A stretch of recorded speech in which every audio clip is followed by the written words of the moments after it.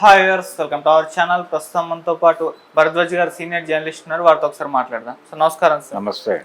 Sir, Pawan Kalyan గారికి and Allu Arjun గారికి మధ్య ఒక వివాదం నడుస్తున్న ఈ నేపథ్యంలో జనసేన ఎమ్మెల్యే బొలిశెట్టి శ్రీనివాస్ గారు కొన్ని సంచలన వ్యాఖ్యలు చేశారు సార్ అల్లు అర్జున్ గారి పైన.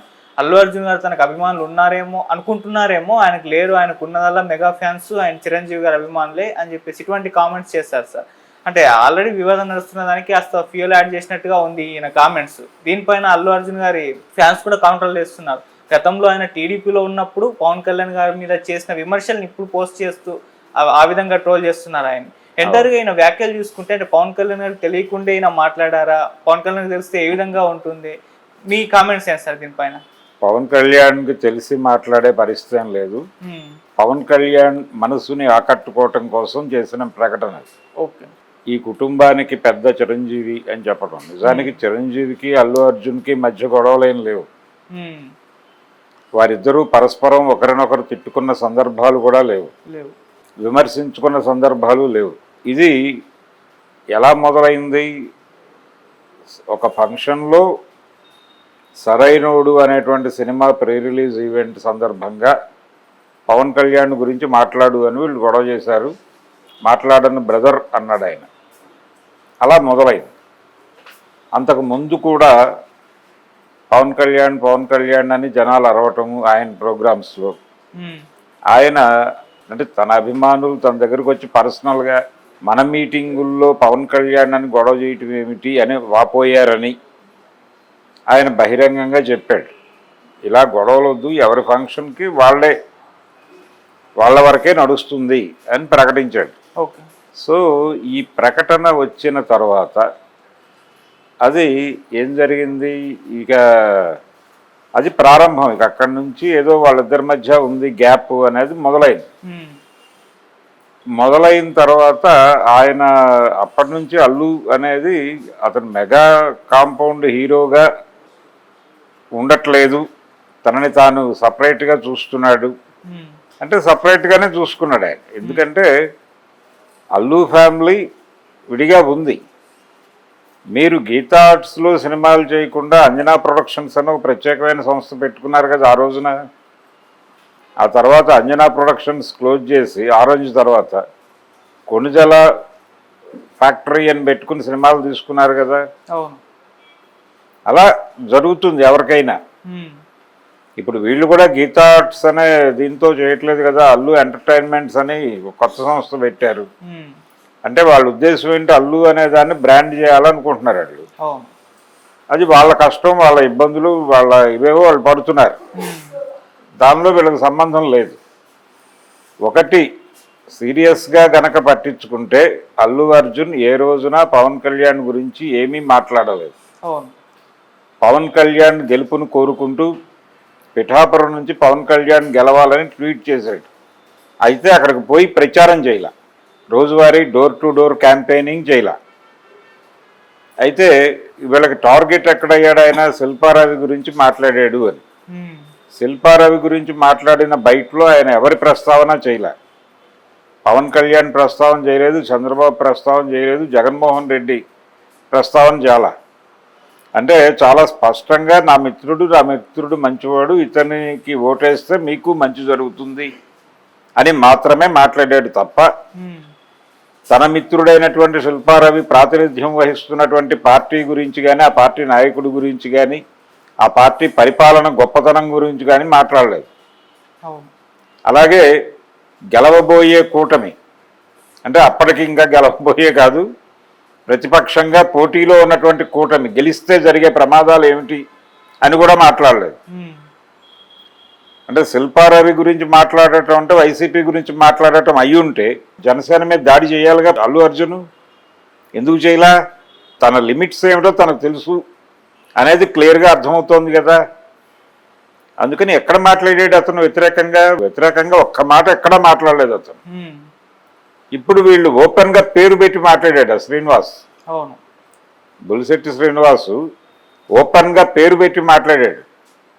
ఇప్పటిదాకా ఎప్పుడైనా సరే ఆ మాట్లాడను బ్రో అనే మాట దగ్గర నుంచి తీసుకుంటే ఎప్పుడూ కూడా చిరంజీవి గురించి కానీ, పవన్ కళ్యాణ్ గురించి కానీ, నాగబాబు గురించి కానీ ఏ రోజున అతను స్ట్రైట్గా ఏ మాట మాట్లాడలేదు.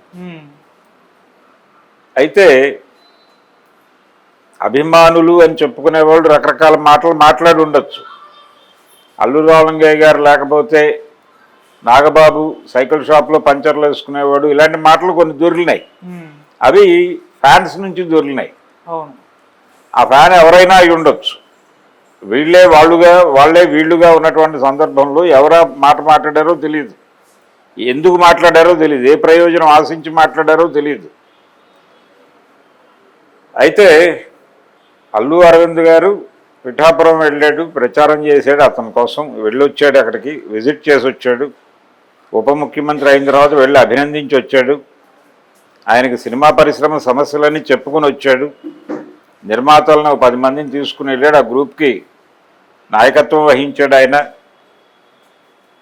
అలాగే పవన్ కళ్యాణ్ పార్టీ పెట్టేటప్పుడు ఎందుకు వచ్చిన గొడవ అని హితవు చెబుతూ ఒక ప్రెస్ మీట్ పెట్టాడు. ఇంత చేశాడు కదా మీకోసం. ఇప్పుడు ఆయనకి నీకు గనక నిజంగానే ఉంటే, దమ్ముంటే మీ తండ్రిని ఎంపీగా ఎందుకు గెలిపించుకోలేకపోయావు లాంటి మాటలు కూడా మాట్లాడారు వీళ్ళు అల్లు అర్జున్ని టార్గెట్ చేసి. మరి అదే సందర్భంలో చిరంజీవి గారు ఒక చోట ఓడిపోయాడుగా, ఆయన సొంత జిల్లాలోనే ఓడిపోయాడు కదా చిరంజీవి, 2 చోట్ల పోటీ చేసి. ఎందుకు గెలిపించుకోలేకపోయారు అని ఈయన అడిగితే అల్లు అర్జున్ నోరు తెరిచి మా నాన్నని నేను గెలిపించుకోలేకపోయాను, ఓకే మీ నాయకుడిని మీరు గెలిపించుకోగలిగారా ఆ రోజున చిరంజీవిని అని అడిగితే ఏం సమాధానం చెప్తారు వీళ్ళు? 2019 ఎన్నికల్లో 2 నియోజకవర్గాల్లో పవన్ కళ్యాణ్ ఎందుకు ఓడిపోయాడు, ఇంత గొప్ప గొప్ప అభిమానులు ఉన్నప్పుడు అని అర్జున్ క్వశ్చన్ చేస్తే వీళ్ళు సమాధానం ఏమిటి? నోరెలా పెట్టడం తప్ప. బాలకృష్ణ అంటే ఎవరో తెలియదు, బాలకృష్ణ అని ఒక నటుడు ఉండేవాడు పూర్వకాలం, ఒక కమెడియన్ను అని మాట్లాడిన నాగబాబు గారు ఉన్నటువంటి జనసేన పార్టీ తెలుగుదేశంతో పొత్తు పెట్టుకుని నడిచింది కదా. మరి అదే పవన్ కళ్యాణ్ 2019 ఎన్నికలప్పుడు అదే మంగళగిరి ప్రాంతంలో బహిరంగ సభ పెట్టి చంద్రబాబు అక్రమాలు, లోకేష్ అక్రమాలు, అవినీతి గురించి బోల్డు సోదోహరణంగా వివరించాడు కదా.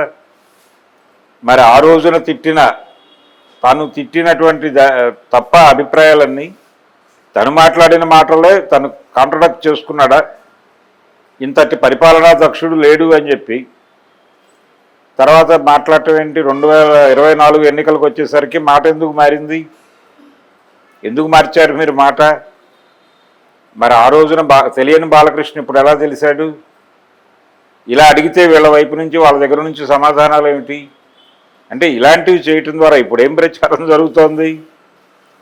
ఈ బొలిశెట్టి శ్రీనివాస్ ఎప్పుడైతే మాట్లాడాడో వైఎస్ఆర్సీపీ వాళ్ళు అట్నుంచి ఓపెన్ అయ్యి ఇంతే వాళ్ళు నువ్వు వచ్చేసే గురువు మా వైపు అని అడుగుతున్నారు. అతను అల్లు అర్జున్ అభిమానుల్ని తన వైపుకు లాక్కునే ప్రయత్నం జరుగుతోంది. సో మీరు ఏతావాత చేయదలుచుకుంది ఏంటి? అతను న్యూట్రల్గా ఉన్నాడు. అతను ఇమ్మీడియట్గా రాజకీయాల్లోకి వెళ్ళాలి, వాళ్ళకేదో పవన్ కళ్యాణ్కి చెక్ పెట్టాలి, ఇలాంటి కార్యక్రమాలు ఏవీ లేవు.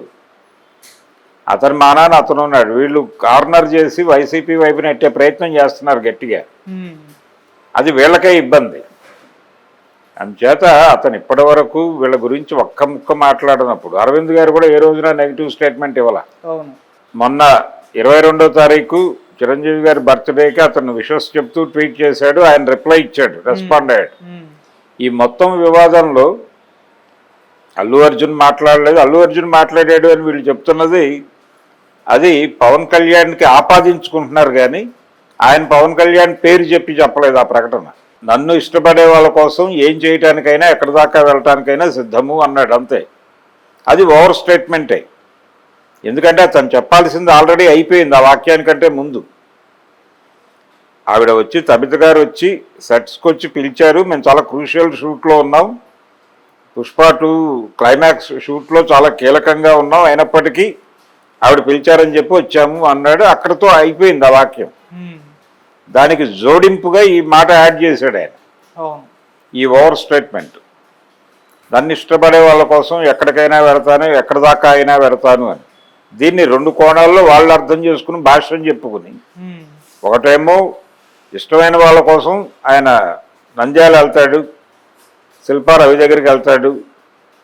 కానీ పిఠాపురం ఎందుకు రాలేదంటే ఇష్టం లేదు కాబట్టి రాలేదు. అంటే ఎలా తయారైందంటే రాజుగారి పెద్ద భార్య మంచిది అంటే చిన్న భార్య గయ్యాళి అని చెప్పి ఒక పాత సామెత ఉంది. అలా ఒక సెన్స్. పవన్ కళ్యాణ్ మీద తన అయిష్టతని ప్రకటించాడు అనేది ఒక సెన్స్. రెండోది ఆ రోజున తను శిల్పారవి కోసం వెళ్ళటం అనే దాన్ని సమర్థించుకున్నాడు అనేది ఇంకొక కోణం. ఈ రెండు కోణాలు వ్యాఖ్యానాలు వాళ్లే చేసుకుని వాళ్లే విమర్శించేస్తున్నారు. తను పవన్ కళ్యాణ్ ఉద్దేశించి మాట్లాడుతున్నానని మాత్రం చెప్పలా. ఆ మీటింగ్కి వచ్చిన ఉద్దేశం చెబుతూ ఓవర్ స్టేట్మెంట్ ఇచ్చాడు, అంతవరకే. మీరు ఎందుకు రప్చర్ చేయాలి, దాన్ని అనవసరంగా వదిలేయచ్చు కదా. ఆ వివాదం జరిగిన తర్వాత కదా చిరంజీవి బర్త్డేకి ఈయన విషస్ చెప్పింది, ఆయన ఈయన ఆశీర్వదించింది. ఈ టోటల్ ఎపిసోడ్లో అందరూ మాట్లాడుతున్నారు, చిరంజీవి అలాగే అరవింద్ గారు తప్ప. పవన్ కళ్యాణ్ కూడా నోరు పారేసుకున్నాడు బెంగళూరులో. అడవిరాముడు వర్సెస్ పుష్ప అన్నాడు ఆయన. అడవిరాముడు అటవీ సంపదను కాపాడాడు, పుష్ప అమ్మేస్తున్నాడు అన్నాడు. అది తగిలి ఉంటుందిగా ఎక్కడో చోట. ఆ తగిలినటువంటి బాధతో అతను ఏదన్నా కొంచెం ఓవర్ స్టేట్మెంట్ ఇచ్చాడని సర్దుకుపోవచ్చుగా, కలుపుకుని వెళ్ళే ఉద్దేశం ఉంటే. అందుచేత ఇది విత్ ఇన్ ఫ్యామిలీ గొడవ కాదు, నిజానికి ఒక కాన్ఫ్లిక్ట్ అయితే ఉంది. పవన్ కళ్యాణ్తో లేదు, పవన్ కళ్యాణ్తో ఆపాదిస్తున్నారు. పవన్ కళ్యాణ్కి ఏ విధంగానూ అల్లు అర్జున్ పోటీ కాదు. అతను రాజకీయాల్లోకి ఇప్పుడు వచ్చి పార్టీ పెట్టే మూడ్లోనూ లేడు. ఏదో పార్టీలో చేరి పవన్ కళ్యాణ్ మీద పోటీ చేసి గెలిచేసి ఏదో అయిపోయేటువంటి సందర్భము కాదు. అల్లు అర్జున్ నటన మీద కేంద్రీకరించున్నాడు. ఆ ఏరియాలో పవన్ కళ్యాణ్ నెమ్మదిగా నిష్క్రమిస్తున్నాడు. ఇది అతని పరిస్థితి. సో అతనికి ప్రత్యర్థి ఎవరు ఆ కుటుంబం నుంచి అంటే రామ్ చరణే. రామ్ చరణ్ అల్లు అర్జున్ల మధ్య స్పర్ధ ఉంది అనే విషయం అరవింద్ గారు అడ్మిట్ చేశాడు. ఒకే వృత్తిలో ఉన్న వాళ్ళ మధ్య పోటీ అనివార్యంగా ఉంటుందని చెప్పాడు ఆయన. ఇప్పుడు మెగా పీఠం మీద తర్వాత కూర్చోబోయేది ఎవరు అనేది ఒక గొడవ జరుగుతోంది. అర్హత ప్రకారం తనకి అర్హత ఉంది, పుట్టుకయే అర్హతను నిర్ణయించేటట్టయితే రామ్ చరణ్కి అర్హత ఉంది.